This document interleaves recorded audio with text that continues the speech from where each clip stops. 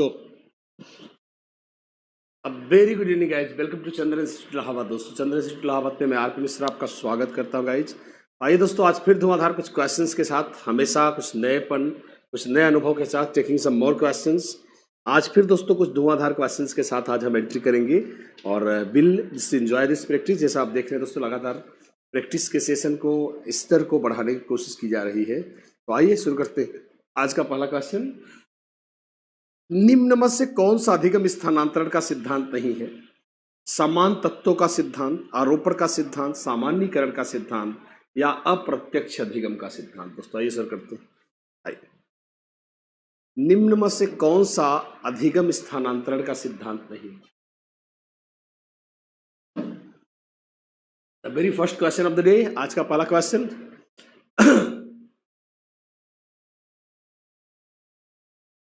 Okay, आपके उत्तर भी देखता रहूंगा दोस्तों, ताकि एक टच बना रहे, आपको भी आइडिया बनती रहे। दोस्तों शुरू हो चुके हैं आपके answers and the answers have gone up now. Yes, let's go. Okay दोस्तों, मैंने आपको पहले ही बोला था, कुछ ले दे के बाद देखिए दोस्तों, अधिगम स्थानांतरण में कोई नया सिद्धांत नहीं दे सकता, सिर्फ नाम। पहले तो जान ले दोस्तों, अधिगम स्थानांतरण पूरी दुनिया में सेम है, सिर्फ अलग अलग लोगों ने इसके अलग अलग नाम दिए दोस्तों। तो चार जो प्रमुख सिद्धांत चलते हैं, हमने कई बार इसके बारे में बात भी की है दोस्तों। तो आप जानते हैं मैंने क्या बोला था, एक बच्चा पहले दिन स्कूल जाता है और क्या सीखता है दोस्तों? A B. मैंने बोला था क्या, स्कूल का डे 1। वही बच्चा स्कूल के दूसरे दिन जाता है, डे 2। अब दोस्तों दूसरे दिन उसे कहां तक मेहनत नहीं करनी पड़ेगी? बी तक, क्योंकि ए पहले दिन, ए बी पहले और दूसरे दिन में कॉमन है। यह दोस्तों समान अधिगम का सिद्धांत है। पहले और बाद के अधिगम में जितने तत्व तो समान होते, स्थानांतरण सिर्फ वहीं तक होता है। और यह कहा है किसने? थॉर्नडाइक ने। एग्जैक्ट यही चीज आरोपण के नाम से बुलाता है कौन? कोहलर। कौन बुलाता है दोस्तों? कोहलर। और गाइज मैंने क्या बोला था, पहले और बाद के अधिगम में जितने तत्व उभयनिष्ठ होंगे, उभयनिष्ठ का मतलब कॉमन होंगे, इधर भी होंगे उधर भी होंगे, स्थानांतरण सिर्फ वहीं तक होगा दोस्तों। यह कहा है किसने? यह कहा है किसने? चार्ल्स जूड ने। किसने कहा है? चार्ल्स जूड ने। एक बार यस करें, तीनों को पढ़ाया हुआ है गाइज। तो ये तीनों तो पक्का है दोस्तों कि समान तत्वों का सिद्धांत थॉर्नडाइक की देन है, आरोपण का सिद्धांत दोस्तों हमारे कोहलर साहब की देन है, और सामान्यीकरण का सिद्धांत दोस्तों हल की देन है। मैंने क्या बोला था, दो सवालों में अगर एक ही सूत्र हो तो सवाल तो बदले होंगे, पर दोनों में कॉमन क्या होगा? सूत्र होगा। तो सामान्यीकरण का सिद्धांत क्या कहता है, पहले और बाद के अधिगम में जो तत्व कॉमन होंगे दोस्तों, क्या होंगे? कॉमन होंगे, स्थानांतरण सिर्फ वहीं तक होगा। जबकि दोस्तों अप्रत्यक्ष अधिगम, हम जानते हैं अल्बर्ट बंडूरा के अधिगम का सिद्धांत है क्या, कि न सीखना भी क्या है? सीखना है गाइज। यह अधिगम का सिद्धांत है, न कि अधिगम स्थानांतरण का सिद्धांत है। So the right answer is going to be D for Denmark. दोस्तों सही उत्तर क्या है? सही उत्तर है डी फॉर डेनमार्क। भैया यस करें, खास हम समझ गए हैं। Yes, let's go. D for Denmark is the right answer. Let's go. Question number 2 for the day. अगर अधिगम शुरू में तेज तथा बाद में धीमा हो तो कौन सा वक्र बनेगा? नतोदर वक्र, उन्नतोदर वक्र, मिश्रित वक्र या सरल वक्र? दोस्तों अगर अधिगम शुरू में तेज हो तथा बाद में धीमा हो तो आप कैसा वक्र बनाएंगे? यस, नतोदर वक्र, उन्नतोदर वक्र, मिश्रित वक्र या फिर सरल वक्र? दोस्तों आइए, यस। तो बोला दोस्तों हर प्रैक्टिस में आपको कुछ न कुछ नया कोशिश कर रहा हूं दोस्तों कि यूनिक क्वेश्चंस लिए जाएं, ताकि आपको भी लगे कि चैलेंज मिल रहा है दोस्तों। कोई जरूरी नहीं कि हर क्वेश्चन पढ़ाया ही हुआ हो, पर पूरी ईमानदारी निष्ठा के साथ प्रैक्टिस लूंगा दोस्तों। ऐसे कोशिश है दोस्तों, आप जानते हैं मैक्सिमम कंटेंट पढ़ाए गए हैं पहले से। पर आइए शुरू करते हैं दोस्तों। आप में से काफी लोगों के उत्तर आ चुके गाइज। हम सभी जानते हैं दोस्तों इसका सही उत्तर क्या है दोस्तों। दो ही वक्र है जिनमें आपको ध्यान रखना है दोस्तों। क्या? नतोदर वक्र, और दूसरा दोस्तों मैं एक लाइन खींच दे रहा हूं, और दूसरे वक्र को दोस्तों हम क्या बोलते हैं? उन्नतोदर वक्र। तो जैसा आप जानते हैं दोस्तों, नतोदर वक्र ऐसे बनता है गाइज, देखेंगे ये ऐसे ऐसे, जबकि दोस्तों उन्नतोदर वक्र कुछ ऐसे बनता है, ऐसे। आप सभी जानते हैं, देखकर आप समझ गए होंगे दोस्तों क्या, कि जब शुरू में अधिगम की गति धीमी हो और बाद में तेज हो, इसलिए दोस्तों इसे बढ़ते फायदे का, मैंने आपको बोला था the curve of increasing returns, बढ़ते फायदे का, बढ़ते लाभ का या बढ़ता निष्पादन वक्र कहा गया है। अर्थात एक बात तो पक्का है दोस्तों कि नतोदर वक्र हमारा उत्तर नहीं है गाइस। अगला है दोस्तों, अब आप खुद चित्र से देख सकते हो, शुरू में अधिगम बहुत तेज गया, फिर दोस्तों अचानक ही क्या हो गया, नीचे की तरफ जा रहा है, शायद चरम पे पहुंच गया।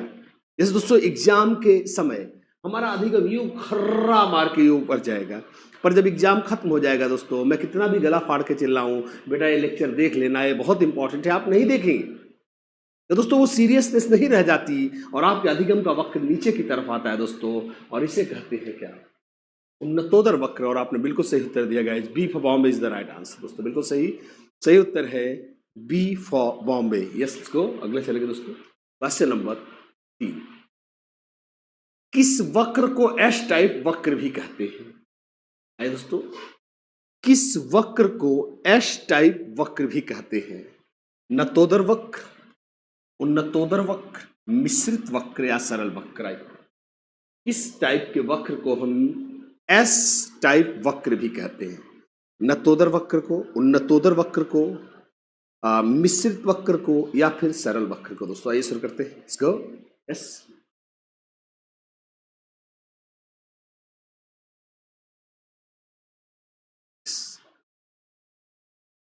यस, ओके,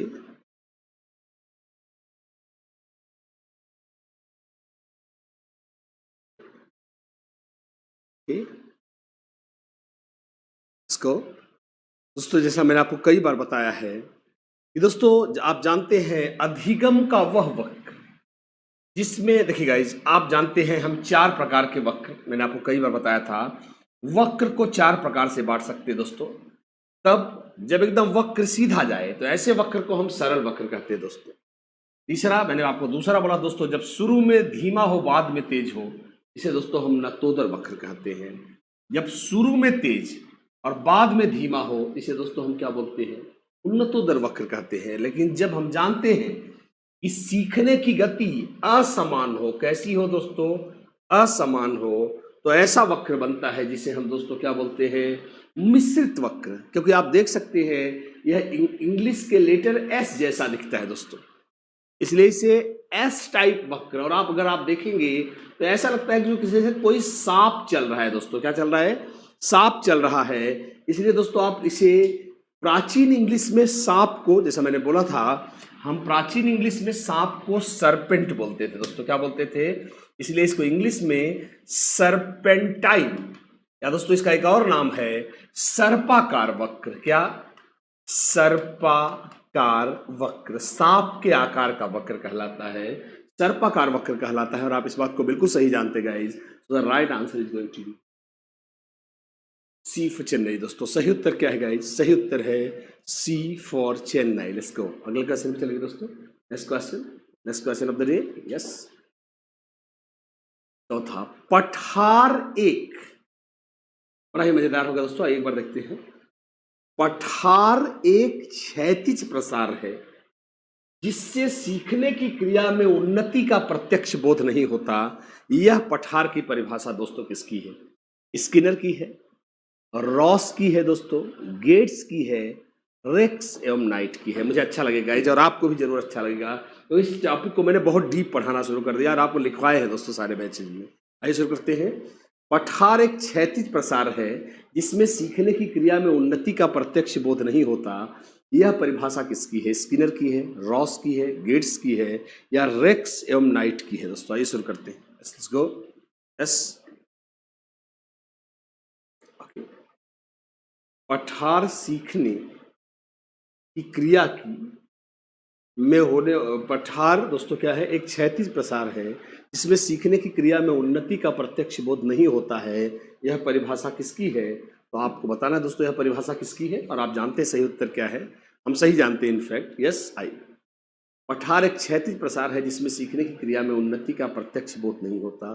ठीक है, मैंने आपको बोला था कि आपको देखिए दोस्तों, कुछ परिभाषाएं वक्र की और पठार की दोस्तों मैं अभी इस बारे में हम लोग अच्छे से कई बार वैसे मैं रिमाइंड करवा चुका हूं, और आप में से काफी लोगों ने दोस्तों बिल्कुल सही उत्तर दिए हैं। The right answer is going to be yes. सही उत्तर है दोस्तों क्या? स्किनर। यस।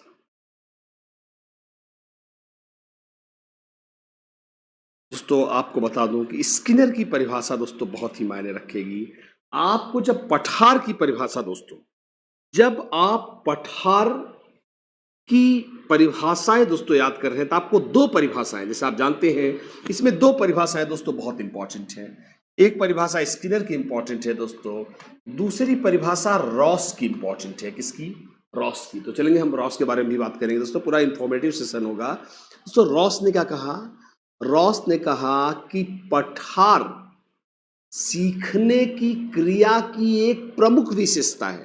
तो सुनेंगे, रॉस ने कहा कि पठार सीखने की क्रिया की एक प्रमुख विशेषता है जो उस अवधि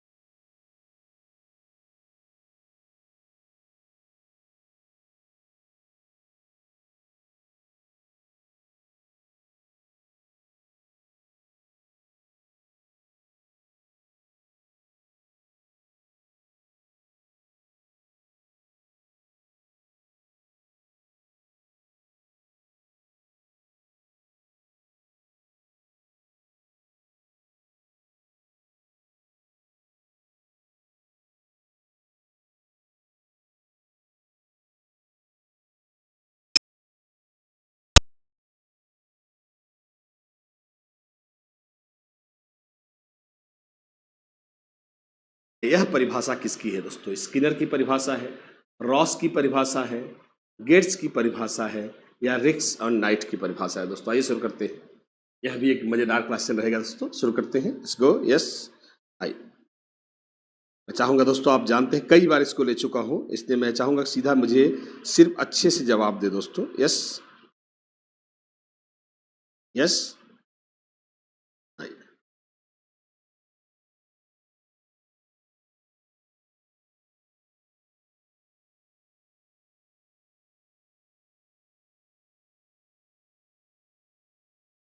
गाइज यहाँ पे भी जैसा आप जानते हैं, यहाँ भी दोस्तों दो परिभाषाएं जो आपको आज ही रट्टा मार लेनी चाहिए।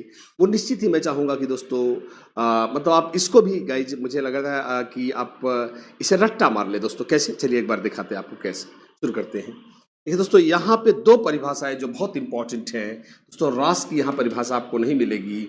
यहाँ पे भी दो बंदों की परिभाषाएं आपको याद करनी है। किसकी? एक तो परिभाषा आपको स्किनर की याद करनी है, दूसरी परिभाषा किसकी याद करनी है दोस्तों? गेट्स की। तो आइए एक बार देखते हैं दोस्तों स्किनर की परिभाषा क्या है।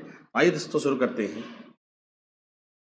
अधिगम का वक्र, देखिए मैं चाहूंगा चाहे तो आप लिख सकते हैं, अधिगम का वक्र अधिगम में होने वाली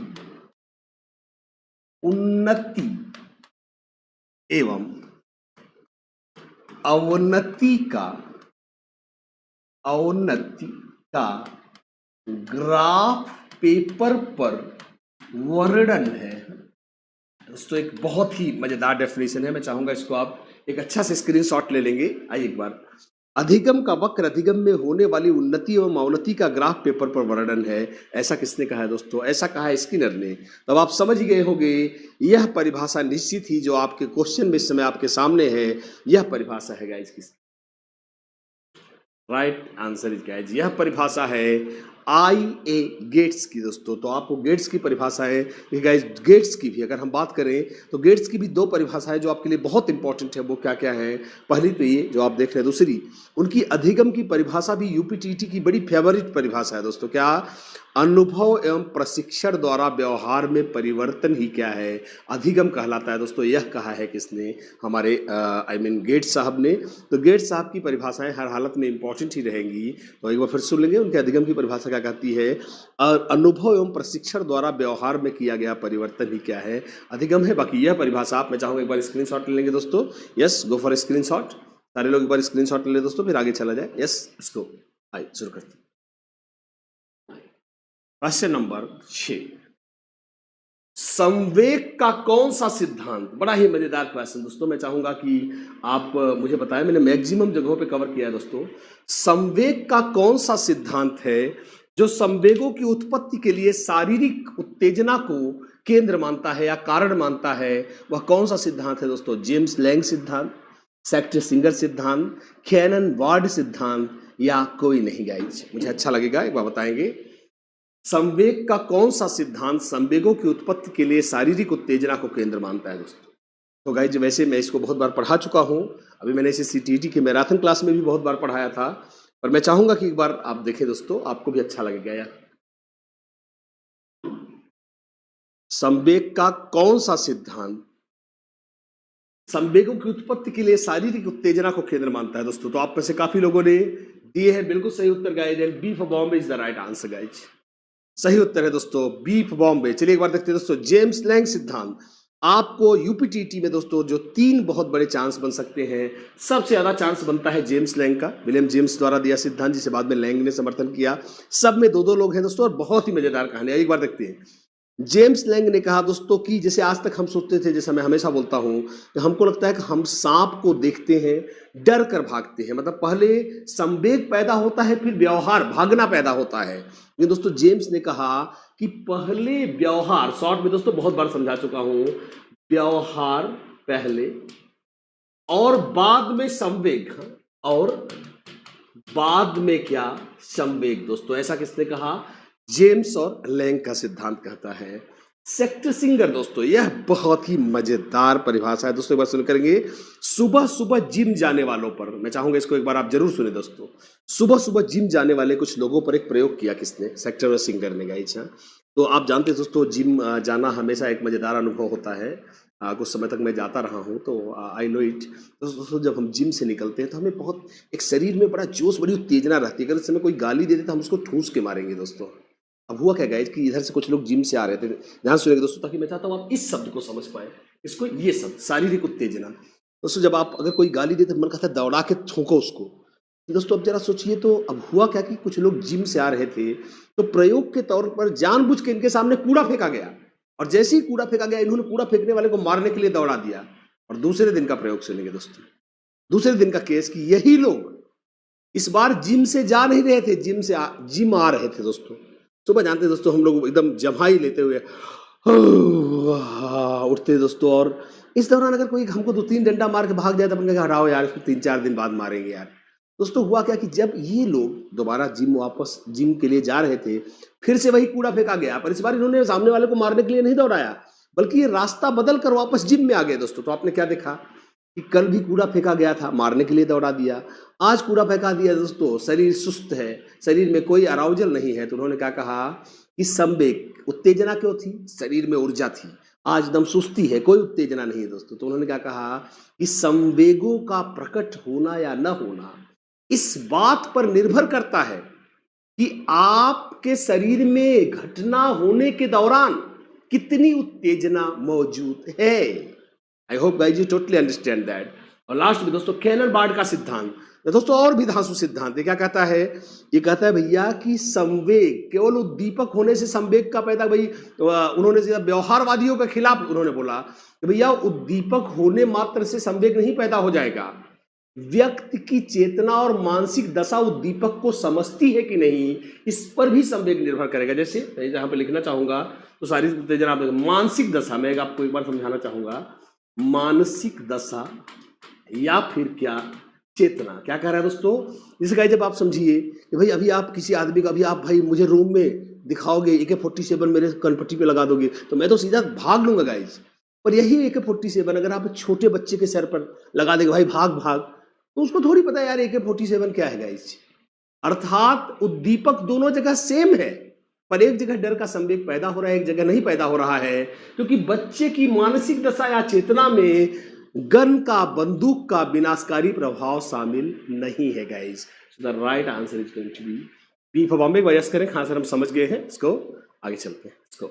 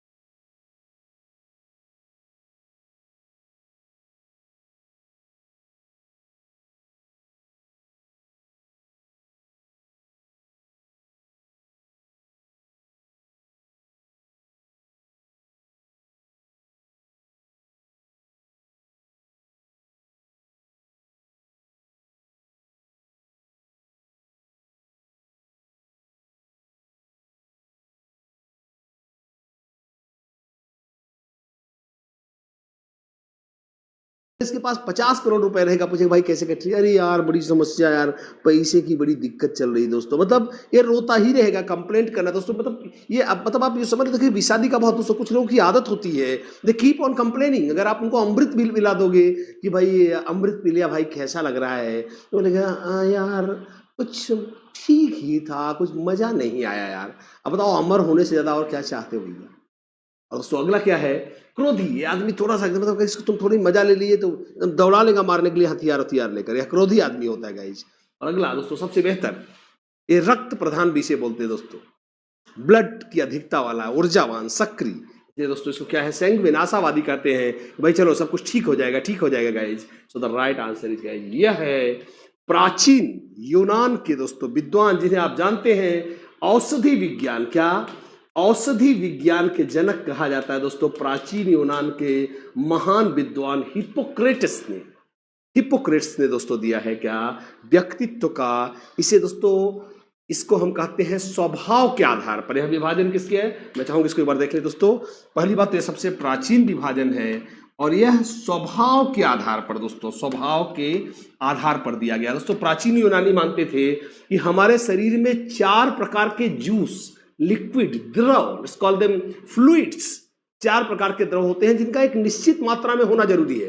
ये दोस्तों ऐसा नहीं कि इनमें से कोई पॉजिटिव या निगेटिव है, उन्होंने कहा ये सब चाहिए, लेकिन एक सामान्य मात्रा में, अगर उससे कम ज्यादा हुआ इससे नुकसान होगा guys. So the right answer is Hippocrates. Yes, इसको आगे चलेंगे। Question number 8।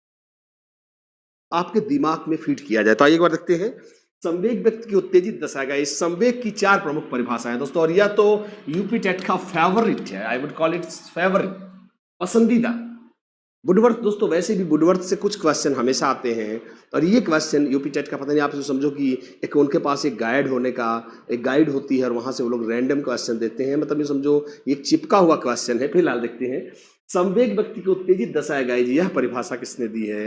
यह परिभाषा दी है किसने? वुडवर्थ ने दोस्तों। किसने दी है? वुडवर्थ ने। पर दोस्तों मैं आपको 4 परिभाषाएं और दिखाना चाहूंगा। रॉस ने कहा है संवेग चेतना की वह अवस्था है, क्या?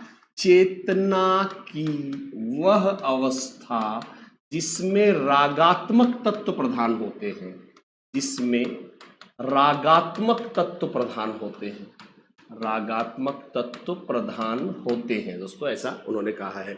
इसने, रॉस ने। आई वुडवर्थ ने दोस्तों, यह आपको बता चुका हूं। वैलेंटाइन, जब राग बढ़ जाते हैं, पढ़े जाने दोस्तों, यहां राग शब्द आपके लिए बहुत इंपॉर्टेंट है। यहां राग का अर्थ कोई धुन नहीं दोस्तों, राग का साइकोलॉजी मतलब होता है फीलिंग, और फीलिंग ही होता है। जाइए शुरू करते हैं। जब रागात्मक तत्व, ऐसे बोलेंगे, जब रागात्मक तत्व बढ़ जाते हैं तो संवेग जन्म लेते हैं, क्या? तो संवेग जन्म लेते हैं। और दोस्तों लास्ट में जर्सिल्ड की परिभाषा थोड़ा ज्यादा ही हाई फाई जाती है। क्या कहती है? किसी प्रकार से आवेश में आने, देखेंगे दोस्तों, आवेश में आने। दोस्तों आपने सुना होगा, जबकि गांव में लोग दोस्तों सुना, आपने कहा अरे मुझे ताव मत दिलाओ, मुझे भड़काओ मत, तो वो कह रहा है दोस्तों आवेश में आने, उत्तेजित हो जाने, किसी बात पर एक्साइटेड हो जाना। हाँ, जैसे किसी ने गाली दिया तो उसकी गाली ने आपको झगड़ा करने के लिए क्या किया? उत्तेजित कर दिया। उत्तेजित हो जाने या भड़क जाने को, किसको? भड़क जाने को संवेग कहते गए। तो ये 3 परिभाषाएं हैं जो आप देख सकते हैं। संवेग व्यक्ति की उत्तेजित दशा है या वुडवर्थ है। बाकी 3 परिभाषाएं मैं चाहूंगा आप स्क्रीनशॉट ले ली दोस्तों, ताकि हम आगे निकल सके। यस, लेट्स गो। आइए अगला है क्वेश्चन नंबर 8। व्यवहारवाद की स्थापना किस विश्वविद्यालय से हुई? ऑक्सफोर्ड से, स्टैनफोर्ड विश्वविद्यालय से, हॉपकिंस यूनिवर्सिटी से, या कैम्ब्रिज यूनिवर्सिटी से? दोस्तों आपको बताना है कि व्यवहारवाद की स्थापना किस विश्वविद्यालय से शुरू हुई।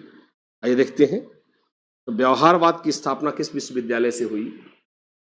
ऑक्सफोर्ड से, स्टैनफोर्ड से, हॉपकिंस विश्वविद्यालय से, या फिर कैम्ब्रिज विश्वविद्यालय से? आइए देखते हैं।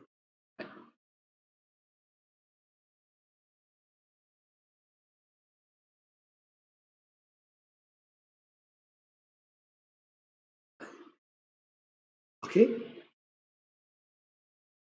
दोस्तों, जैसा आप जानते हैं व्यवहारवाद के जनक हैं महान जेबी वॉटसन। दोस्तों आप जानते हैं मनोविज्ञान को आज भी दोस्तों, मतलब this is one among the latest trends, शायद मनोविज्ञान के सबसे आधुनिक आंदोलनों में से एक। व्यवहारवाद ने दोस्तों काफी लंबा पैर जमा दिया अंगद के पैर की तरह। दोस्तों आप जानते हैं मनोविज्ञान को आत्मा का विज्ञान कहा गया, मन का विज्ञान कहा गया, फिर वुंट और जेम्स ने चेतना का विज्ञान कहा, और लास्ट में हमारे वॉटसन साहब की एंट्री होती है और उन्होंने इसे क्या कहा? उन्होंने इसको मन एवं मस्तिष्क का नहीं, चेतना का नहीं, आत्मा का नहीं, उन्होंने कहा ये सब स्पष्ट दिखाई नहीं पड़ता। उन्होंने कहा भैया मैं पढ़ा रहा हूं, आपको दिख रहा है, आप पढ़ रहे हो, मुझे दिख रहा है, या एक कैमरा दिख रहा है, आदमी का स्कूल जाना, पानी पीना, भोजन लेना, व्यवहार दिख तो रहा है। इसलिए उन्होंने कहा कि मानव के अध्ययन के लिए मनोविज्ञान में मानव के व्यवहार को प्रारूप बनाया जाए। और दोस्तों क्योंकि आपको बता दें यह लगभग 1913 से माना जाता है दोस्तों, क्योंकि 1913 देखेंगे 1913 से, तो आपको बता दें अमेरिका की हॉपकिंस यूनिवर्सिटी, किसमें? हॉपकिंस यूनिवर्सिटी में प्रोफेसर हुआ करते थे कौन? जेबी वॉटसन साहब। और व्यवहारवाद की शुरुआत अमेरिका की हॉपकिंस यूनिवर्सिटी से होती है। So the right answer is going to be C for Chennai. दोस्तों सही उत्तर है, देखिए गाइस आपको बता दें स्टैनफोर्ड विश्वविद्यालय के प्रोफेसर थे कौन? दोस्तों टर्मन। स्टैनफोर्ड विश्वविद्यालय ने काफी नाम कमाया गाइज, और यही से थे कौन? DW Allen. कौन? देखिए दोस्तों 2 बातें हैं। तो DW एलन, तो स्टैनफोर्ड बिने साइमन परीक्षण आपने सुना होगा, और सूक्ष्म शिक्षण। दोस्तों आप जानते हैं सूक्ष्म शिक्षण के जनक जो हैं बुश साहब आपके और एलन साहब, ये सब के सब कहाँ से थे? ये सारे के सारे लोग थे दोस्तों आपके हॉपकिंस स्टैनफोर्ड विश्वविद्यालय से। फिलहाल हमारा उत्तर है क्या? सी फॉर चेन्नई। लेट्स गो, आगे चलते हैं इस क्वेश्चन पर। क्वेश्चन नंबर 10 दोस्तों, आइए शुरू करते हैं। हॉर्मिकवाद के जनक कौन है? McDougall, Watson, William Wundt, William James. आइए, तो हॉर्मिकवाद के जनक कौन है? वुंट, वॉटसन, विलियम जेम्स या फिर मैकडूगल? चलेंगे दोस्तों, शुरू करते हैं।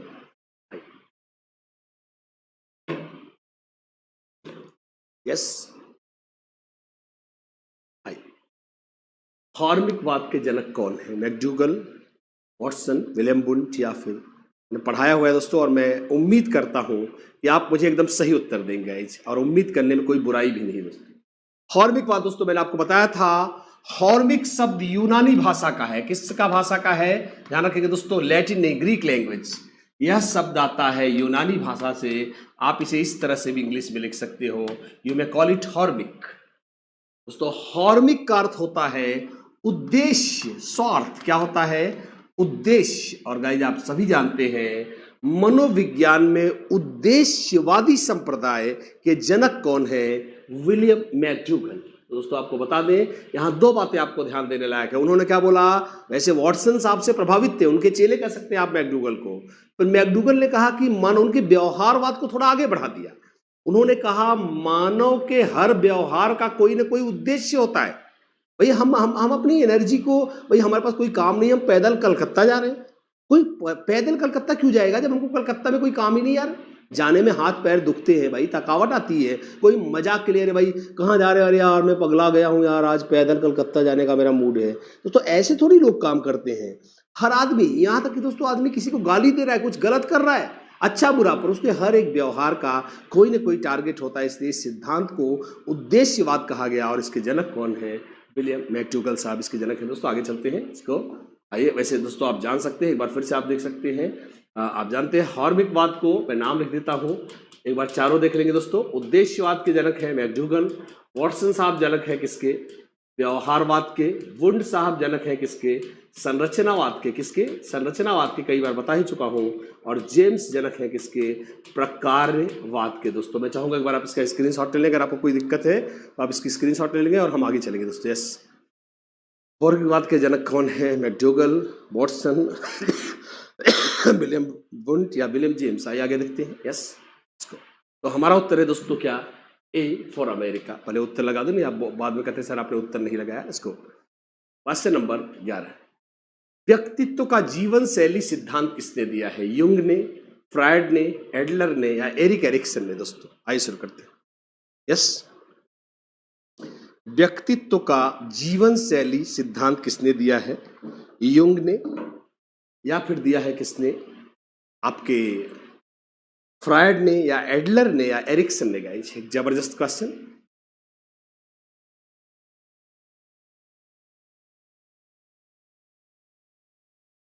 दोस्तों आपको अच्छा लगेगा, हम सभी जानते हैं गाइस कि इस सिद्धांत के हम वैल्यू को समझते हैं। और चलेंगे दोस्तों, युंग ने दिया है दोस्तों व्यक्तित्व का अभिमुखी सिद्धांत। क्या? अभिमुखी सिद्धांत।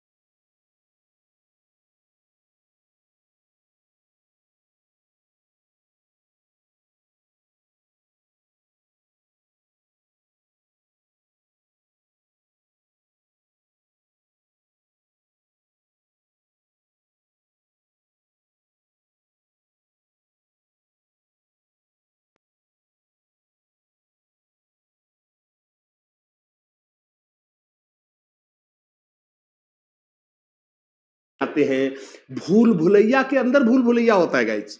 यस, तो the right answer is guys व्यक्तिगत अशाब्दिक। यह कैसा परीक्षण है?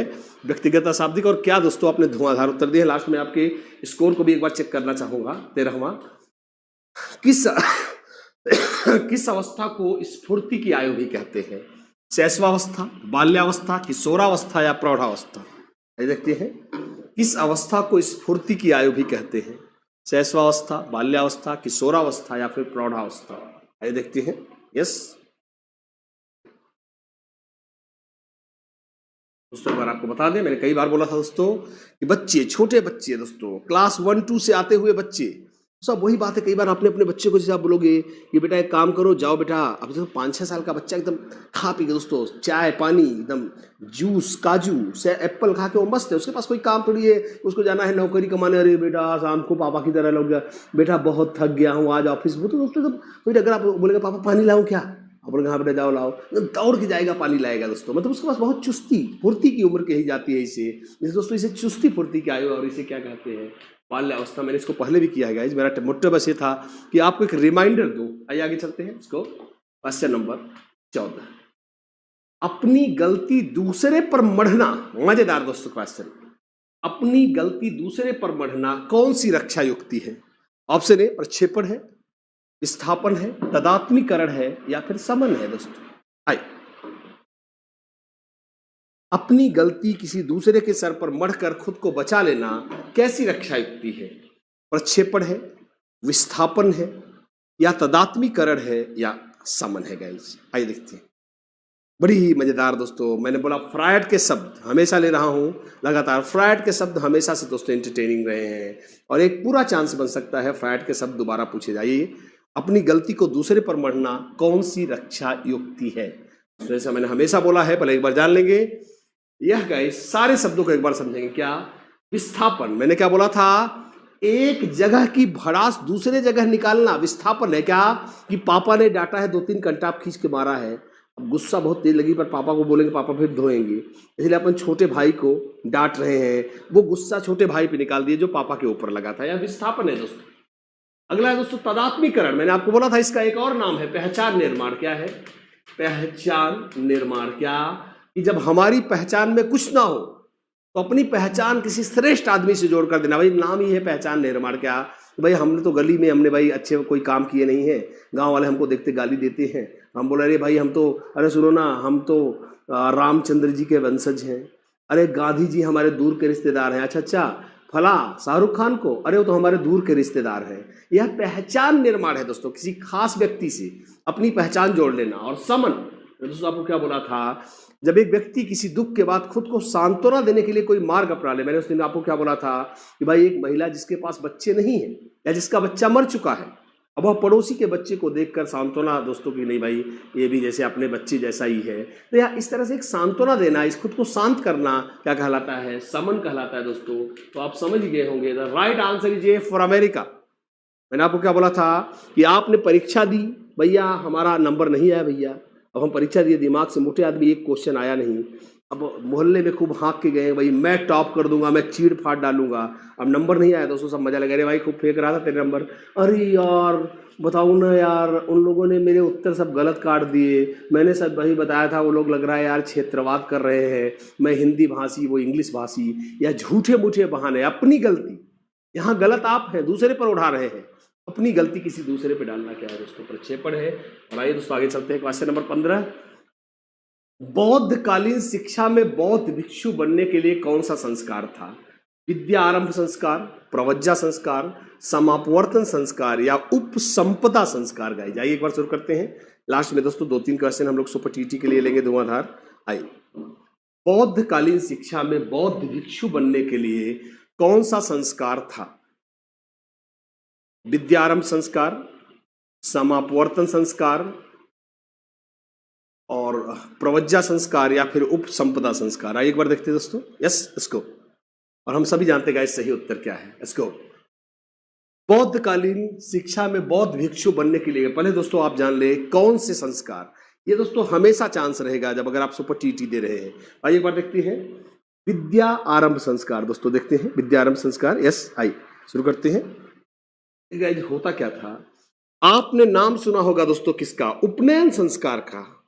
आपको ऐसा लगता है दोस्तों वैदिक कालीन शिक्षा में उपनयन संस्कार पहला संस्कार था शिक्षा का, पर ऐसा नहीं था गाइस।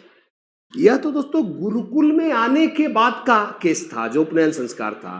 दोस्तों वास्तव में विद्या की नॉर्मल शुरुआत, जो शुरुआती लेखन पठन था, यह घर पर होता था और कुलगुरु या पुरोहित आकर के बच्चे को दोस्तों वस्त्र धारण करा के सर मुंडवा इत्यादि के या जो भी उसका सिस्टम था, उसकी उंगली पकड़कर चावल पर राम या अक्षर लिखवाता था एक तख्ती पर। तो दोस्तों ये 5 वर्ष के आसपास होता था, घर पर ही नॉर्मल लेखन और पाठन की शुरुआत हो गई, इसलिए इसे विद्या आरंभ कहते थे दोस्तों। उपनयन तो गुरुकुल में होता था। और आगे हम सभी जानते हैं दोस्तों बौद्धकालीन शिक्षा में प्रवज्जा, जो कि प्राकृत भाषा के पवज्जा से बना है, जिसका अर्थ होता है बाहर ले जाना, अर्थात घर से बाहर गुरुकुल या बौद्ध मठों में ले जाना। समापवर्तन दोस्तों वैदिक कालीन शिक्षा का संस्कार था। जब कोई आदमी अपनी शिक्षा पूरी कर लेता था, जब घर लौटता था, तो गुरु से अंतिम विदाई, अंतिम उपदेश लेते समय गृहस्थ आश्रम में प्रवेश करने से पहले यह समापवर्तन संस्कार कहलाता था। उपसंपदा, तो ये एक मजेदार संस्कार था। क्या बौद्ध कालीन शिक्षा में गाइस 2 तरह की शिक्षा थी। एक बौद्ध भिक्षु बनने से पहले की शिक्षा, इसके लिए दोस्तों पवज्जा संस्कार होता था, आदमी अपनी शिक्षा पूरी करके घर लौट जाता था। और दोस्तों अगर किसी को बौद्ध भिक्षु बनना है दोस्तों एक और संस्कार होता था, यह घर लौटने का नहीं, बौद्ध भिक्षु बनने का दोस्तों संस्कार होता था, और इसे हम उपसंपदा संस्कार कहते थे। क्या बोलते थे? उपसंपदा। So the right answer is D for Denmark. और चलिए दोस्तों लास्ट 2 क्वेश्चंस। बौद्ध कालीन शिक्षा में कितने प्रकार की शिक्षाएं प्रचलित थी? 3, 4, 5, 6, 7। हाँ दोस्तों विद्या होना चाहिए था। बौद्ध कालीन शिक्षा में कितने प्रकार की विद्या प्रचलित थी? पहला, आइए देखते हैं। पहला 3 प्रकार की, बी 4 प्रकार की, सी 5 प्रकार की, डी 6 प्रकार की। दोस्तों आइए शुरू करते हैं। बौद्ध कालीन शिक्षा में कितने प्रकार की विद्याएं प्रचलित थी? दोस्तों आइए शुरू करते हैं। यस, ए,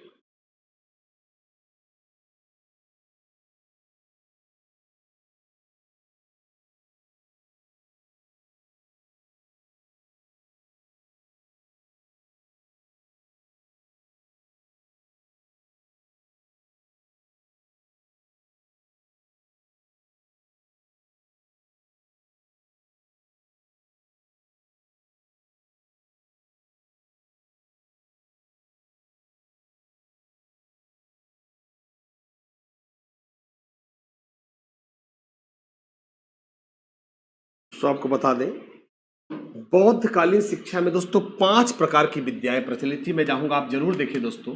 हेतु विद्या, इसको आप मैं चाहूंगा स्क्रीनशॉट ले लें। चिकित्सा या शल्य विद्या, आप इसको चिकित्सा कह सकते हैं, चिकित्सा। और दोस्तों अगला क्या था? शब्द विद्या, जिसमें व्याकरण का ज्ञान होता था। क्या?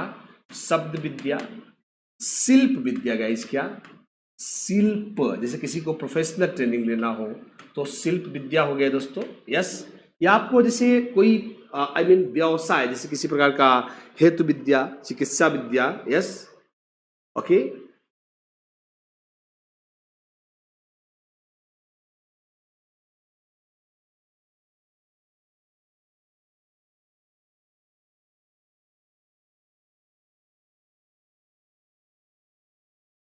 दोस्तों लास्ट में अध्यात्म। दोस्तों मुझे थोड़ा सा कंफ्यूजन हो रहा था दोस्तों। धर्म, देखिएगा सिंपल सी बात है, इसमें तर्क की शिक्षा, तर्क शास्त्र, लॉजिक उस समय बड़ा इंपॉर्टेंट था दोस्तों। तर्क शास्त्र की शिक्षा थी, इसमें आप समझ सकते हैं। आधुनिक चिकित्सा।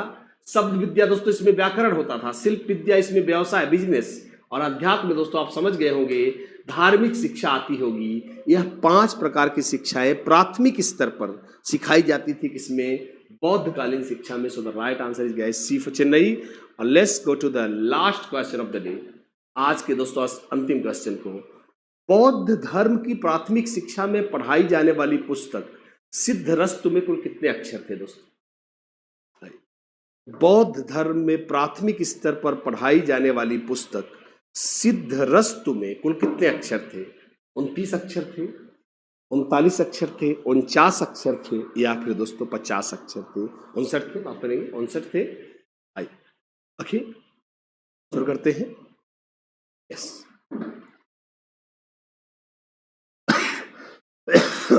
दोस्तों, बौद्धकालीन शिक्षा, जैसा मैंने बोला कि दोस्तों कुछ मायनों में वैदिक कालीन शिक्षा से भी अच्छी थी। जैसे इसमें वर्ण व्यवस्था नहीं थी कि आप ब्राह्मण, क्षत्रिय, वैश्य, शूद्र, इस टाइप का कोई व्यवस्था नहीं थी। दूसरी एक बात और भी थी दोस्तों, जो आपको बौद्धकालीन शिक्षा दोस्तों समावेशी शिक्षा थी, हर प्रकार के लोग अलाउड थे इसमें।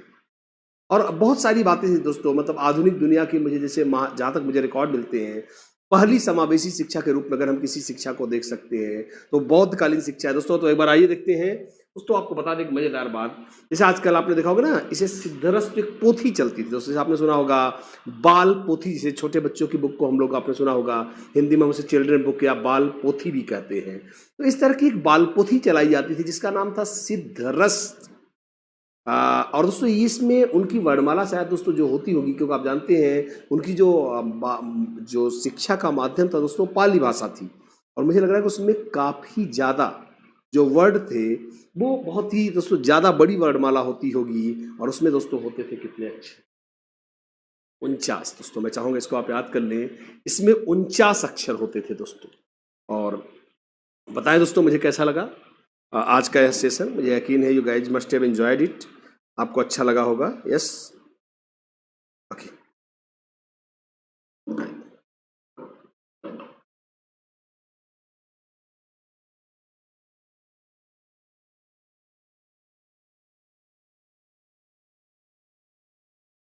बताएं दोस्तों कैसा लगा यह सेशन।